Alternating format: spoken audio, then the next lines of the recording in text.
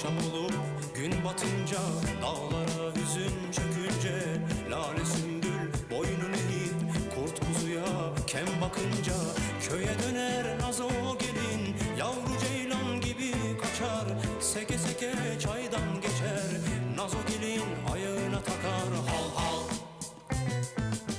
Bir bakışı canlar yakar, gülüşüne cihan değer, nazo gelin ayağına takar hal.